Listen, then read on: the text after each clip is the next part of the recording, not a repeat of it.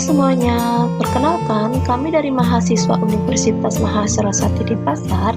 Di sini kami akan mempresentasikan materi tentang komunikasi data, mata kuliah Sistem Informasi Manajemen, dengan dosen pengampu Bapak Arya Wida Andika, STMM. Sebelum kita melanjutkan materi, izinkan saya untuk memperkenalkan kelompok kami ya. Saya sendiri Niketul Lady Sri Utami dan dua teman saya, Iputu Agus Arya Putra dan Iwayan Endra Resbawan. Oke, adapun materi yang kami bahas, yang pertama komunikasi data berbasis komputer, yang kedua perangkat keras dan perangkat lunak, yang ketiga koneksi publik, dan yang keempat komunikasi jaringan. Saya Lady, di sini saya akan membahas materi yang pertama terkait komunikasi data berbasis komputer, di mana komunikasi data adalah pergerakan data dan informasi yang dikodekan dari satu titik ke titik lain melalui peralatan listrik atau elektronik magnetik, kabel serat optik atau disebut fiber optic cables, atau sinyal gelombang mikro atau disebut dengan microwave signal. Nah, gambar di samping menunjukkan skema dasar komunikasi data. Ini adalah bentuk komunikasi komputer paling sederhana. Satu terminal dihubungkan dengan satu komputer. Diagram ini berbeda dari model dasar komunikasi dalam hal komunikasi dapat mengalir bolak-balik. Terminal dapat menjadi pengirim dan komputer dapat menjadi penerima, atau sebaliknya. Seperti halnya komunikasi antar manusia, pesan komputer harus bergerak melalui suatu saluran. Banyak teknologi yang digunakan, tetapi yang paling umum adalah sirkuit telepon yang sama seperti yang digunakan untuk komunikasi suara. Misalnya, satu saluran telepon standar dapat menyediakan 24 saluran. Agar sirkuit telepon dapat digunakan untuk komunikasi data, peralatan khusus harus disertakan dalam setiap ujung. Alat tersebut dinamakan modem. Modem adalah mengubah sinyal-sinyal elektronik dari peralatan komputer, terminal komputer menjadi sinyal-sinyal elektronik dari sirkuit telepon dan sebaliknya. Materi kedua yaitu perangkat keras dan perangkat lunak, di mana perangkat keras dibagi menjadi 7. Yang pertama ada terminal, di mana terminal merupakan alat input. Contohnya ada terminal keyboard, telepon tombol, terminal titik penjualan atau disebut dengan point of sale atau disingkat dengan POS, terminal pengumpulan data, dan terminal khusus. Yang kedua ada cluster control unit, di mana cluster control unit berfungsi untuk membangun hubungan antara terminal yang dikendalikan dengan peralatan-peralatan dan saluran-saluran. Yang ketiga ada modem. Modem yaitu peralatan khusus yang digunakan agar sirkuit telepon dapat digunakan sebagai komunikasi data. Yang keempat ada multiplexer, di mana multiplexer adalah alat yang memungkinkan pengiriman dan penerimaan pesan secara serentak. Yang kelima ada saluran, di mana saluran berfungsi untuk melaksanakan fungsi transmisi dalam berbagai cara. Contohnya ada local loop, inter-exchange, channel, dan kabel serat optik, atau disebut dengan fiber optic cables. Yang keenam ada front-end processor, di mana front-end processor menangani lalu lintas data yang masuk dan keluar bagi host komputer. Dan yang terakhir ada host, di mana host mengerjakan pemrosesan data untuk jaringan. Baik, saya Arya. Saya akan melanjutkan presentasi selanjutnya mengenai perangkat lunak komunikasi data. Perangkat lunak memungkinkan semua unit perangkat keras datacom bekerja sebagai satu sistem. Nah, di sini perangkat lunak komunikasi data dibagi menjadi 2, yaitu yang pertama adalah perangkat lunak dalam host. Perangkat lunak datacom dalam host disebut Telecommunication Monitor atau TCM. Umumnya, TCM memungkinkan host untuk yang pertama adalah menempatkan pesan dalam suatu urutan tertentu berdasarkan prioritasnya. Yang kedua, melaksanakan fungsi keamanan dengan mempertahankan catatan atau log kegiatan dari setiap terminal dan memeriksa apakah suatu terminal berwenang untuk mengerjakan tugas yang diminta.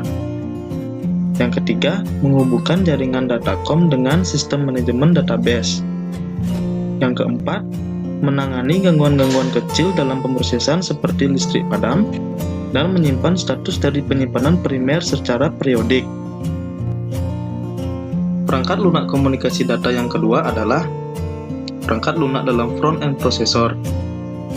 Nama yang digunakan untuk perangkat lunak datacom dalam front-end processor adalah Network Control Program atau NCP. Sebagian kecil dari fungsinya yang penting adalah: yang pertama, menentukan jika terminal ingin menggunakan saluran. Yang kedua, memelihara catatan kegiatan saluran dengan memberikan cap, tanggal, dan waktu pada setiap pesan, beserta nomor seri yang unik. Yang ketiga, mengubah kode-kode yang digunakan oleh satu jenis peralatan, misalnya IBM, ke jenis lain, misalnya DIC. Yang keempat, melaksanakan fungsi editing pada data yang masuk dengan memeriksa kesalahan dan mengatur kembali formatnya. Yang kelima, menambahkan dan menghapus kode-kode routing. Yang keenam, memelihara file historis dari pesan-pesan yang ditangani selama misalnya 20 menit terakhir di dalam penyimpanan sekunder. Dan yang ketujuh, memelihara statistik atas penggunaan jaringan. Nah, kita masuk ke materi ketiga, yaitu koneksi publik. Kecepatan transmisi data antar komputer yang berlangsung melalui sistem telepon publik seringkali lebih lambat daripada melalui jaringan sendiri. Meskipun kabel yang menghubungkan kedua koneksi itu sama, namun kebanyakan jaringan komputer beroperasi ratusan kali lebih cepat daripada koneksi yang melewati sistem telepon publik. Seseorang yang menggunakan sistem telepon tetap dapat memahami komunikasi bahkan ketika saluran tersebut memiliki suara statis atau suara berdengung. Berikutnya, tabel sambungan ke internet. Yang pertama, koneksi modem telepon dengan kecepatan 56 kbps dengan uraian alat untuk menghubungkan komputer melalui saluran telepon standar. Yang kedua, koneksi modem kabel dengan kecepatan 2 mbps dengan uraian alat yang menghubungkan ke kabel koaksial yang diberikan oleh penyedia layanan DP kabel ke sebuah komputer untuk mendapatkan akses internet. Dan yang ketiga, koneksi jaringan layanan digital terintegrasi dengan kecepatan 128 kbps hingga 1,5 mbps dengan uraian sebuah koneksi dengan menggunakan saluran telepon standar sebagai saluran terpisah yang masing-masing berkomunikasi pada kecepatan 64 kbps. Dan yang terakhir, koneksi saluran berlangganan digital dengan kecepatan 32 mbps dengan uraian teknologi yang serupa dengan ISDN, tetapi lebih canggih dalam mengambil keuntungan dari kemampuan kecepatan berkomunikasi saluran telepon. Komunikasi jaringan. Adapun lapisan-lapisan atau rangkaian dari mengirim data sampai dengan menerima data. Yang pertama, application, lalu presentation, session, transport, network, data link, physical link, physical, data link, network, transport, session, presentation, application, sampai dengan menerima data. Adapun tujuan dari masing-masing lapisan tersebut. Yang pertama, application bertujuan melaksanakan komunikasi aplikasi ke aplikasi. Lalu, presentation bertujuan mengelola konversi penyajian data. Lalu, session membuat dan memelihara saluran komunikasi. Transport bertujuan menjamin integritas pengiriman data dari ujung ke ujung.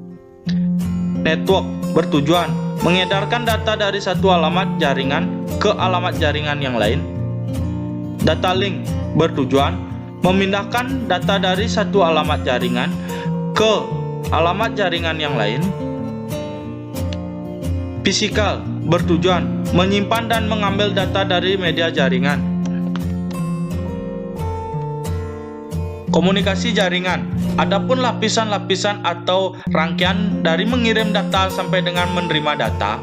Yang pertama, application, presentation, session, transport, network, data link, physical, physical link, physical, data link, network, transport, session, presentation, application, sampai dengan menerima data. Adapun tujuan dari masing-masing lapisan tersebut. Yang pertama, application bertujuan melaksanakan komunikasi aplikasi ke aplikasi. Yang kedua, presentation bertujuan mengelola konversi penyajian data. Yang ketiga, session bertujuan membuat dan memelihara saluran komunikasi. Yang keempat, transport menjamin integritas pengiriman data dari ujung ke ujung. Yang kelima, network mengedarkan data dari satu alamat jaringan ke alamat jaringan yang lain. Yang keenam, data link memindahkan data dari satu alamat jaringan ke alamat jaringan yang lain. Dan yang terakhir, physical bertujuan menyimpan dan mengambil data dari media dan jaringan. Sekian presentasi dari kami. Jika ada salah kata dalam penyampaian materi atau kurang materi, kami mohon maaf. Semoga materi yang kami sampaikan dalam video ini bermanfaat bagi yang membaca maupun yang menyimak. Terima kasih.